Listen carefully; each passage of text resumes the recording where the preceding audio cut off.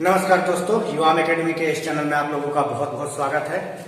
आज जो टॉपिक है हिंदी से, उस टॉपिक का नाम है कारक यानी केस। आज हम लोग जानेंगे कारक के बारे में। सबसे पहले मैं आपको कारक के बारे में बताऊंगा, उसके बाद उसके प्रकार को बताऊंगा, उसके बाद सभी प्रकारों की परिभाषा को मैं आपको बताऊंगा, उसको उदाहरण सहित। तत्पश्चात आखिरी में मैं आपको एक चार्ट बना के दे दूंगा जिसमें कारक का पूरा समावेश होगा। तो दोस्तों वीडियो को पूरा देखिएगा तो आपको कारक एकदम आसानी से समझ में आ जाएगा।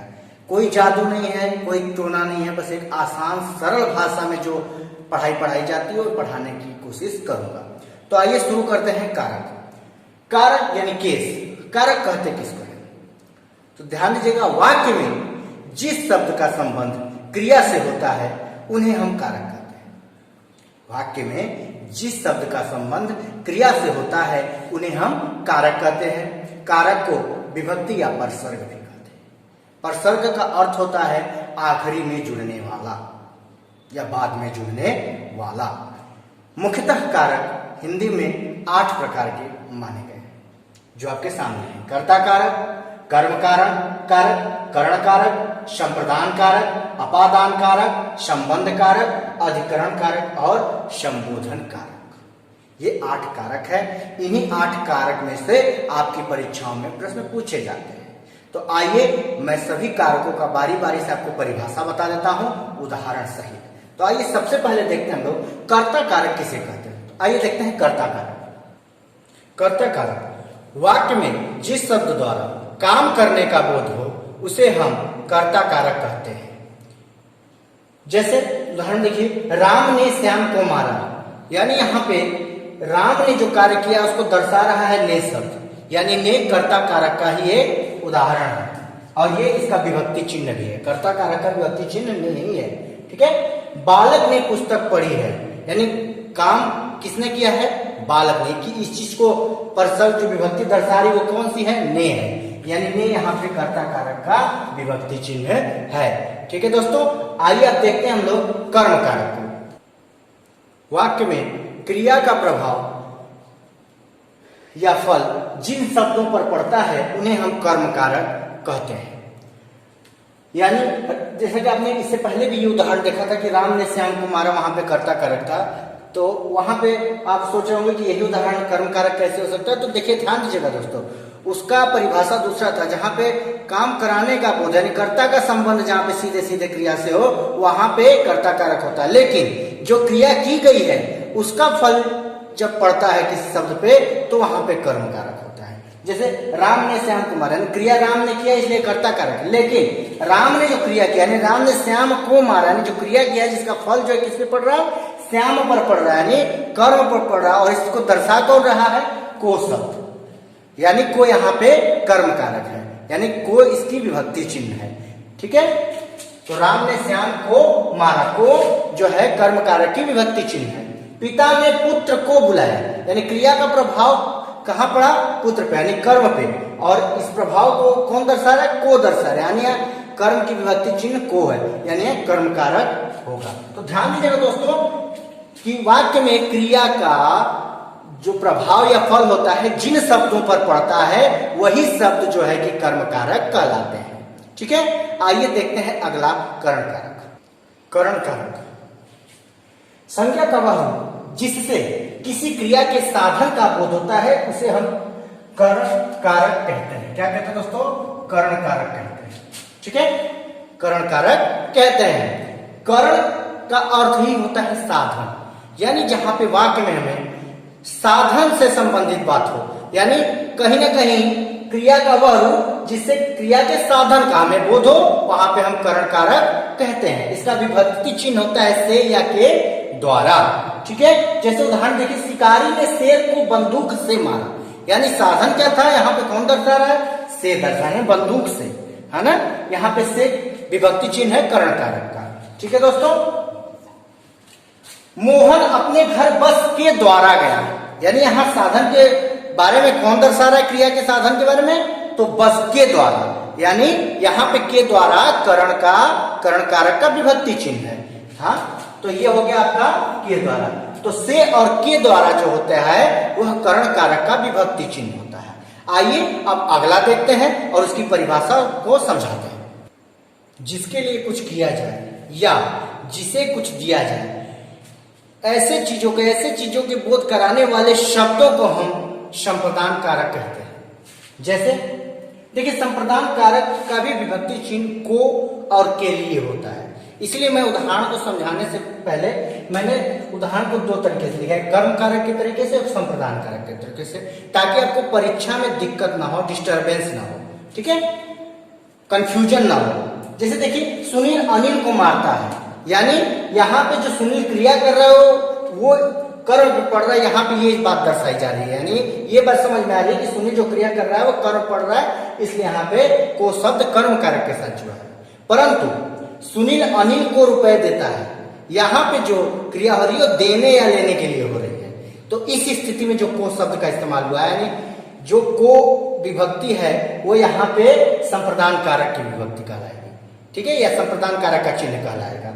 तो सुनील अनिल को रुपए देता है, सुनील अनिल को मारता है, ये कर्म कारक है क्योंकि यहाँ क्रिया का फल कर्म पड़ रहा है। परंतु जब देने, किसी को कुछ देने या किसी से कुछ लेने की बात आएगी तो वहां पे संप्रदान कारक होगा। यहाँ पे जो को या के लिए शब्द आएंगे वो संप्रदान कारक की श्रेणी में होंगे, ठीक है। तो सुनील अनिल को रुपए देता है, यानी कुछ दे रहा है, यहाँ पे इस बात का बोध हो रहा है, इसलिए यहाँ पे को शब्द जो है वह संप्रदान कारक का एक उदाहरण है या विभक्ति चिन्ह है, कह सकते हैं। मां ने बेटे के लिए खिलौने खरीदे, मां ने बेटे के लिए खिलौने खरीदे, यानी कुछ देने के लिए, इस बात का बोध हो रहा है। तो यहाँ पे के लिए शब्द संप्रदान कारक का एक विभक्ति चिन्ह है।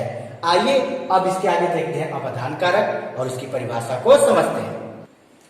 संज्ञा या सर्वनाम के दूर होने, निकलने, डरने, रक्षा करने, विद्या सीखने, तुलना करने का भाव प्रकट होता है, उसे हम लोग अपादान कारक कहते हैं। इसमें भी से शब्द का प्रयोग होता है, लेकिन आपने देखा होगा कि से शब्द का प्रयोग इससे पहले करण कारक में भी हुआ है। तो वहां पे जो से शब्द का प्रयोग होता है वो साधन के बोध कराने के लिए होता है, परंतु यहाँ पे जिस से शब्द का प्रयोग होता है वो अलगाव के लिए होता है, या तुलना करने के लिए होता है, या विद्या सीखने के लिए होता है, या दूर होने के लिए होता है, या तुलना करने के लिए होता है, डरने के लिए होता है, या रक्षा करने के लिए होता है, इसके लिए होता है। तो इन दो से शब्दों में इतना ध्यान दीजिएगा कि जब आपकी परीक्षा में ऐसे कोई शब्द आ जाए तो ध्यान दीजिएगा इस बात का कि से शब्द साधन को दर्शा रहा है, कि से शब्द अलगाव को दर्शा रहा है, या रक्षा करने को दर्शा रहा है, या तुलना करने को दर्शा रहा है। तो इस बात का आपको ध्यान देना पड़ेगा दोस्तों, क्योंकि करण कारक में भी से आता है और अपादान कारक में भी से आता है। तो इस बात का आप ध्यान दीजिएगा, ठीक है। आइए इसके कुछ उदाहरण हम समझ लेते हैं। जैसे मैं वाराणसी से लौटा हूं या वाराणसी से आया हूं, तो यह से शब्द क्या वाराणसी से अलग कर रहा है हमको, यानी वाराणसी से निकाल रहा है। तो यहाँ पे से अपादान कारक के जो है कि विभक्ति चिन्ह होगी, ठीक है। मोनू सोनू से छोटा, यानी से शब्द यहाँ पे तुलना का बोध करा रहा है, इसलिए यहाँ पे से अपादान कारक का विभक्ति चिन्ह है। हिरण शेर से डरता है, यानी यहाँ पे से जो है कि डर को दर्शा रहा है, इसलिए यहाँ पे से अपादान विभक्ति का एक चिन्ह है, यानी अपादान कारक का एक चिन्ह है, ठीक है दोस्तों। आइए अब हम लोग नेक्स्ट देखते हैं संबंध कारक। संबंध कारक संज्ञा या सर्वनाम के जिस रूप से किसी अन्य शब्द के साथ संबंध या लगाव प्रतीत हो उसे हम संबंध कारक कहते हैं। संबंध कारक का विभक्ति चिन्ह है का, के, की, रा, रे, री, ना, ने, नी आदि, ठीक है दोस्तों। जैसे उदाहरण देखिए, मोहन सोहन का भाई है, यहाँ पे का जो शब्द है वो क्या दर्शा रहा है, संबंध को दर्शा रहा है। मोहन सोहन का भाई है, इसलिए यहाँ पे का संबंध कारक का विभक्ति चिन्ह है, ठीक है। यह मेरी कलम है, यहाँ पे री शब्द जो है वह जो है संबंध को दर्शा रहा है, इसलिए यहाँ पे री क्या है, संबंध कारक का विभक्ति चिन्ह है।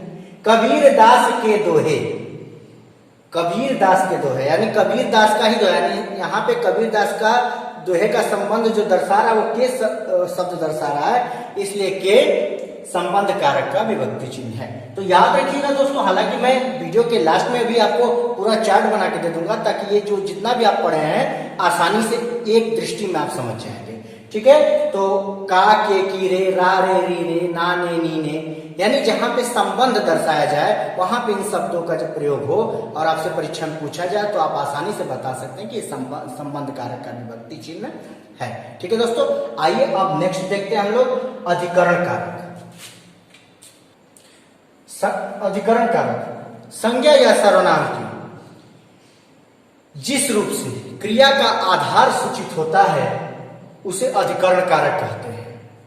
जैसे पुस्तक मेज पर रखी है, यानी कि यहाँ पे मेज आधार है और इसको दर्शा रहा है पर, यानी यहाँ पे पर अधिकरण कारक का एक विभक्ति चिन्ह है। ठीक है। उसके हाथ में कलम है, यानी हाथ आधार है, इसको दर्शा रहा है में, इसलिए यहाँ पे में अधिकरण कारक का एक विभक्ति चिन्ह है। अधिकरण कारक का विभक्ति चिन्ह में और पर है। ठीक है। तो वाक्य का ध्यान दीजिएगा कि में और पर जब आता है वाक्य में तो वहां पे अधिकरण कारक होता है, यानी इसका विभक्ति चिन्ह ही है में और पर। आइए अब नेक्स्ट देखते हैं हम लोग संबोधन कारक।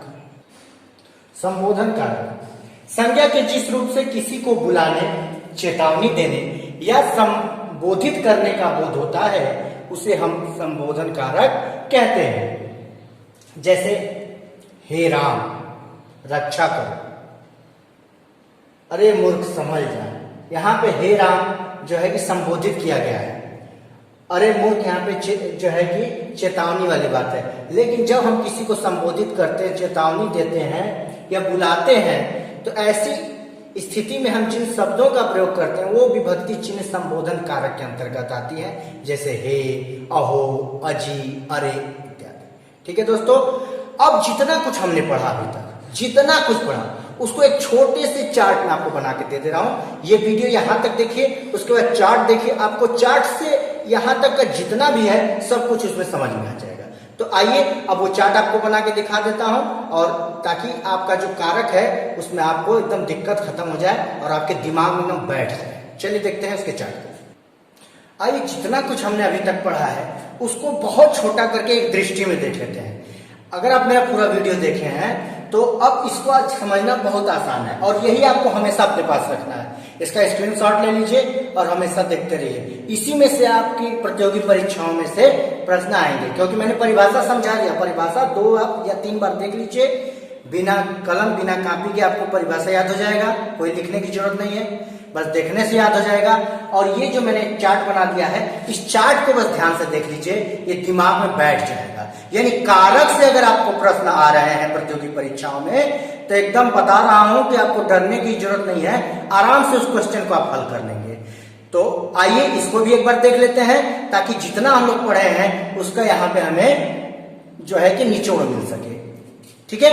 तो हमने आपको पढ़ाया कर्ता कारक, कर्म कारक, सारे के मैंने आपको परिभाषा सही बताया। अब इसको शॉर्टकट में समझ लेते हैं। देखिए विभक्ति, प्रथमा विभक्ति कर्ता कारक, जिसको इंग्लिश में नॉमिनेटिव केस भी कहते हैं, केस मतलब कारक होता है।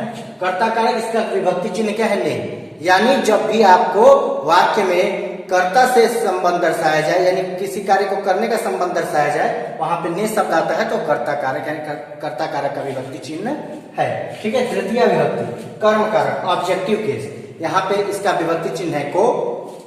तृतीय विभक्ति करण कारक, इंस्ट्रूमेंटल केस, इसका जो है कि से या के द्वारा। लेकिन ये से और के द्वारा को आपको याद रखना होगा दोस्तों कि ये जहां पे साधन की बात होती है वहां पे प्रयोग किया जाता है, साधन के लिए। ठीक है दोस्तों, याद रखिएगा, साधन के लिए।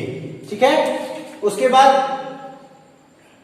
चतुर्थी अब विभक्ति संप्रदान कारक, जिसको हम डेटिव केस भी कहते हैं। इसमें को या के लिए शब्द का प्रयोग होता है। देखिए अब को यहाँ पे भी है, को यहाँ पे भी है, अंतर सिर्फ इतना है कि इस को का प्रयोग कर्म कारक के लिए होता है, यानी कर्ता का फल जब कर्म पड़ता है वहां पे होता है। इस को का प्रयोग जो होता है वो कोई चीज देने या लेने के संबंध में जो बात होती है वाक्य में, उसके लिए होता है। ठीक है दोस्तों।